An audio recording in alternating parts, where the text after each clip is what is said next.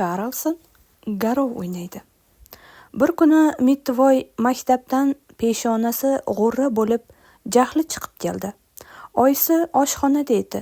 Mitvoyning peshonasidagi g'urrani ko'rib, oyisi unga achindi. "Bechora Mitvoy, peshonangga nima qildi?" deb so'radi oyisi uni quchoqlab. "Krister tosh bilan tushirib qoldi", deb javob qildi Mitvoy, qosh qovog'i osilib. "Tosh bilan? Voy yaramas bola ekan-ku", dedi oyisi jahl bilan. "Nega menga darrov aytmading?" Mitvoy yelkasini qisdi. "Nima foydasi bor? Siz tosh otolmaysiz-ku axir. Siz toshni hatto saroy devoriga ham tekkiza olmaysiz-ku. Voy tentagi, nahotki meni Kristerga tosh otadi deb o'ylasang? Unga boshqa nima otishingiz mumkin? Har holda toshdan tuzukroq boshqa narsa topolmaysiz." Oyisi xo'rsinib qo'ydi. Xonasi kelganda birgina Krister emas, hamma bolalarning ham tosh otishi ma'lum edi. Uning erkatoyi, arzandasi ham ulardan qolishmaydi. Moviy ko'zlari, mehr bilan boquvchi shu yoqimtoy bola nahotki urushqoq bo'lsa. "Menga qara. Nima, urushmasdan o'ynasa bo'lmaydimi? Har qanday narsa haqida urush janjalsiz, do'stona kelishib olsa bo'ladi-ku. Bilasanmi, Mitvoy, agar o'ylab ish tutilsa, dunyoda kelishib bo'lmaydigan narsa yo'q." "Yo'q, oyijon, kelishib bo'lmaydigan narsa bor. Mana masalan, men kecha Krister bilan urushgan edim." "Bekor qilibsan-da", dedi oyisi. "Sizlar mushtlashmasdan shunday tinchgina kelishib olishlaring mumkin edi." Mitvoy oshxonadagi stulga o'tirib, yorilgan boshini changallab oldi. "Nima, siz shunday deb o'ylaysizmi?" deb so'radi u va oyisiga xo'mrayib qarab qo'ydi. "Krister menga seni do'pposlashim mumkin dedi. U xuddi shunday dedi. Men unga yo'q, do'pposla olmaysan dedim. Qani aytingchi, janjalni siz aytganda qanday mushlashishsiz gap bilan hal qilishimiz mumkin edi?" Oyisi javob qilishni bilmay qoldi-yu, pand nasihatni yig'ishtirdi. Uning urushqoq o'g'li tumshayib o'tirardi. Oyisi shosha-pisha uning oldiga bir finjon issiq qahva bilan yog'li shirin bulochka qo'ydi. Mitvoy yog'li shirin bulochkani juda yaxshi ko'rardi. Hali zinadan chiqib kelayotgandayoq endigina pishirilgan bulkaning totli hidi dimog'iga urilgandi. Oyisining pishirgan shirin bulochkasini yesa, hamma xafaliklari tarqab ketardi. U oyisidan minnatdor bo'lib bulochkadan bir tishladi. U og'zidagisini chaynab yutguncha oyisi peshonasidagi g'urrasiga plaster yopishtirib qo'ydi. Keyin og'riyotgan joyini avaylabgina o'pdi-da. "Xo'sh, bugun Krister bilan nima talashdilaring?" deb so'radi. "Krister bilan Gunilla tomda yashovchi Karlson haqidagi hamma gaping yolg'on, o'zing to'qib chiqargansan deyishyapti." "Chindan ham shunday emasmi?" deb so'radi oyisi ehtiyotkorlik bilan. Mitvoy boshini ko'tardi-da, oyisiga o'qrayib qarab qo'ydi. "Hatto siz ham gaplarimga ishonmayapsiz-a?" dedi u. "Men Karlsondan sen chindan ham bormisan, xayoli emasmisan deb so'radim." "Xo'sh, u nima deb javob qildi?" deb qiziqib so'radi onasi. "U, agar men xayoli bo'lsam, dunyoda eng zo'r xayollardan bo'lardim" dedi.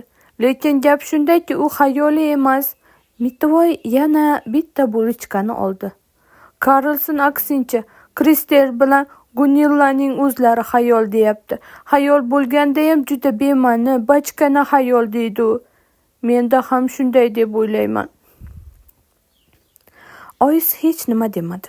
Chunki hozir Mitvoyning xayollariga e'tiroz bildirishning foydasi yo'qligini u yaxshi tushunardi. "Menimcha", dedi oyisi nihoyat, "sen yaxshisi Gunilla va Krister bilan ko'proq o'ynab, Karlson haqida kamroq o'ylagin. Karlson har holda menga tosh otmaydi", deb to'nqilladi Mittivoy va peshonasidagi g'urrani ushlab qo'ydi. U to'satdan nimanidir esladi-da, oyisiga kulimsirab qo'ydi. Ha, sal bo'lmasa aytish esimdan chiqayozibdi. Bugun Karlsonning uyini ko'raman. Lekin shu zahoti buni aytganiga pushaymon bo'ldi. Axir oyisiga bunaqa gapni aytib bo'ladimi? Bu ahmoqlik-ku. Biroq Mittivoyning bu gaplari uning Karlson haqidagi boshqa gaplarga qaraganda oyisiga xavfli va tashvishli bo'lib tuyulmadi. Shuning uchun ham oyisi, "Ha, mayli. Juda qiziq bo'lsa kerak", dedi beparvogina. Agar oyisi Mittivoyning gaplarining ma'nosiga yetganda hech ham xotirjam, betashvish o'tira olmasdi albatta.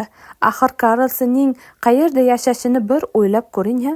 Mittivoy stol yonida qorni to'yib juda xursand bo'lib turdi. Peshonasidagi g'urra endi og'rimasdi. Yog'li shirin bulichkaning ta'mi og'zida qolgandi. Yemakxona derazasidan quyosh nuri tushib turardi. Oyisi ham katak-katak peshbandida juda mehribon, dilbar ko'rinardi. Mittivoy oyisining oldiga keldi-da, uning semiz, lo'ppa qo'lini cho'lp etib o'pdi-da, "Oyijon, sizni yaxshi ko'raman-ki", dedi. "Men juda xursandman", dedi oyisi. "Ha, sizni yaxshi ko'raman, chunki juda mehribonsiz." Keyin Mittivoy xonasiga kirib Karlsonni kuta boshladi. Ular bugun ikkovi birgalashib tomga chiqishlari kerak edi. Agar Karlson Krister aytganidek shunchaki bir xayol bo'lsa, Mittivoy hech vaqt uning tomiga chiqolmagan bo'lardi. "Men oldinga soat taxminan 3-4 yoki 5 larda uchib kelaman, lekin har holda soat 6 dan oldin uchrasha olmasak kerak", dedi unga Karlson. Mittivoy uning qachon kelishini aniq bila olmadi. Shuning uchun takror so'radi. "Har holda 7 dan kech qolmayman, biroq soat 8 dan oldin kela olmasam kerak. Meni soat 9 larda, soat bong urgandan keyin kutgin." Mittivoy juda ham uzoq kutdi. Oxiri unga Karlson chindan ham yo'qdek tuyula boshladi. Mittivoy Karlsonning shunchaki xayol ekanligiga endi ishonay deb turganida birdan o'sha tanish g'uvillagan tovush eshitilib qoldi-yu, xonaga xursand va tetik Karlson uchib kirdi. "Juda ham kuttirib qo'yding-ku", dedi Mittivoy. "Soat nechida kelaman deb va'da beruvding?" "Men taxminan aytuvdim", deb javob qildi Karlson. "Xuddi aytganim bo'ldi, taxminan keldim-da." U Mittivoyning akvariumi oldiga keldi. Unda ola-bula baliqchalar suzib yurishardi. Karlson yuzini suvga botirdi-da, qo'lqillatib icha boshladi. "Ehtiyot bo'l, baliqchalarim bor", deb qichqirdi Mittivoy. U Karlson bilmasdan baliqchalarimni yutib yuboradi deb qo'rqqandi. "Odamni isitmasi bo'lganida ko'p suv ichish kerak", dedi Karlson. "Agar u 2, 3 yoki 4 ta baliqchani yutib yuborsa ham hech nima qilmaydi. Bu ro'zg'orda bo'ladigan gap-ku." "Nima, isitmang bormi?" deb so'radi Mittivoy. "Iye, bo'lmasam-chi, ushlab ko'r." U Mittivoyning qo'lini peshonasiga bosdi. Biroq Mittivoyga uning peshonasi issiq tuyulmadi. "Issig'ing qancha?" deb so'radi Mittivoy. 30-40 darajada, kam emas." Mittivoy yaqindagina qizamiq bilan og'riganda issig'i baland bo'lib nimaligini juda yaxshi bilardi. U shubhalanib bosh chayqab qo'ydi. "Yo'q, menimcha sen kasal emassan." "Iye, sen juda yaramas ekansan-ku", deb qichqirdi Karlson yer depsinib. "Nima, boshqa odamlardek kasal bo'lishim mumkin emasmi? Sen kasal bo'lishni istaysanmi?" deb so'radi Mittivoy hayron bo'lib. "Bo'lmasam-chi, albatta, hamma odamlar ham kasal bo'lishni xohlashadi. Isitmam ko'tarilib, ko'rpa-to'shak qilib yotishni istayman. Sen holimdan xabar olgani kelasan. Men dunyoda eng og'ir kasalman deyman. Sen nima olib kelay deb so'raysan. Menga hech nima kerakmas deb javob beraman. Kattakon tort, bir nechta quti pechenye, bir uyum shokolad va bir qop konfetdan boshqa hech nima kerakmas deyman. Karlson Mitvoyga umid bilan qarab qo'ydi, biroq Mitvoy Karlson aytgan narsalarni qayerdan olishni bilmay boshi qotgancha hayron bo'lib turardi.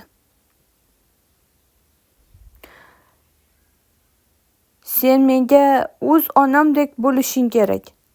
Menga achchiq dori ichirmoqchi bo'lasan. Agar shu dorini ichsang, 5 ere beraman deb va'da qilasan. Bo'ynimga issiq sharf bog'laysan. Men sharf qichityapti deb tixirlik qilaman, lekin yana 5 ere berishingni eshitib, mayli, bo'ynimdan olib tashlamayman deb va'da beraman. Mitvoy Karlsonga o'z onasi o'rnida bo'lishni juda ham istardi, lekin bu bor pulini xarj qilish degan so'z edi. Pul yig'ilgan chiroyli qutichasi kitob javonida turardi. Mitvoy oshxonaga kirib pichoq olib chiqdi-da, shu pichoq bilan qutichadan tangachalarni birma-bir ola boshladi. Karlson unga jon dildan yordam berar va polga tanga yumalab tushganida o'zida yo'q sevinardi. 10 va 25 erelik tangalar ham bor edi, lekin Karlson ko'proq 5 erelik tangalarga xursand bo'lardi. Mitvoy uylarining yonidagi do'konga borib hamma puliga obaki shirali yong'oq va shokolad olib keldi. U sotuvchiga hamma pullarini berganidan keyin bu pullarni it sotib olish uchun to'plaganini eslab xo'rsinib qo'ydi. Biroq Karlsonga ona bo'lmoqchi ekan it sotib olishdek ortiqcha xarajatga yo'l qo'ya olmaydi. Mitvoy cho'ntaklariga shirinliklar to'ldirib uyga qaytib kelib qarasa, yemakxonada oyisi, dadasi Beten va Bosi tushki ovqatdan keyin qahva ichib o'tirishibdi. Biroq Mitvoyning ular bilan o'tirishga vaqti yo'q edi. Birdan uning xayoliga hammalarini xonasiga chaqirib Karlson bilan tanishtirish fikri keldi. Biroq yaxshiroq o'ylab ko'rib, bugun bu ishni qilish mumkin emasligini tushundi. Chunki ular uning Karlson bilan birga tomga chiqishiga xalaqit berishlari mumkin. Yaxshisi tanishtirish marosimini boshqa kunga ko'chirish kerak. Mitvoy vazadan chig'anoqqa o'xshash bodomli pechenyedan bir siqim oldi-da, o'z xonasiga kirib ketdi. Axir Karlson pechenyeni ham yaxshi ko'raman degandi-da. Meni shunchaki uzoq kuttirib qo'yding-da. Men shunday kasal va baxtsiz odamni-ya, dedi Karlson ta'na qilib.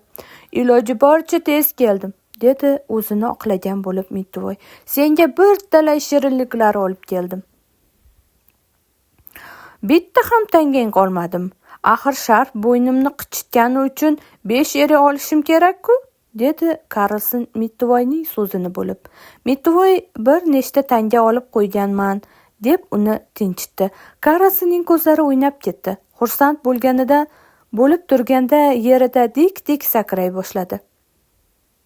Voy, men dunyodagi eng og'ir kasalman, deb qichqirdi. Men tezroq o'rniga yotishim kerak. Shu orada Mitvoy axir uchishni bilmasam, tomga qanday chiqaman deb o'ylab qoldi. Xotirjamlik bo'lsin, xotirjamlik, deb javob qildi Karlson. Seni yelkamga o'tqazaman-u, uchaman-u ketaman. Faqat ehtiyot bo'lgin, barmoqlaring parrakka tegib ketmasin. Meni yelkangda ko'tarib tomga uchib chiqishga kuching yetarmikan? Bu yog'i bir gap bo'lar, dedi Karlson. Shunday kasal, nochor holimda sen bilan yo'limning yarmini ham uchib o'tishga ko'zim yetmayapti albatta, biroq doim chorasi topiladi. Agar tinkam quriyotganini sezsam, seni tashlab yuboraman. Mitvoy eng yaxshi chora o'zini yerga tashlab yuborish deb o'ylamasdi, lekin u baribir tashvish torta boshladi. Lekin menimcha hammasi joyida bo'ladi. Ish qilib motor buzilib qolmasa bo'lgani. Bordi ishlamay qolsa-chi? Unda ikkovimiz yiqilib tushamiz-ku, dedi Mitvoy. Bo'lmasa-chi, albatta yiqilamiz-da, deb ma'qulladi Karlson. Biroq parvo qilma, bu ro'zg'orda bo'ladigan gap-ku, dedi u qo'l siltab. Mitvoy o'ylab turdi-da, ha, chindan ham bu arzimas narsa deb qo'ydi ko'nglida. U bir parcha qog'ozga oyisi va dadasiga xat yozdi-da, stol ustida qoldirdi. Men tomda yashovchi Karlsonnikidaman.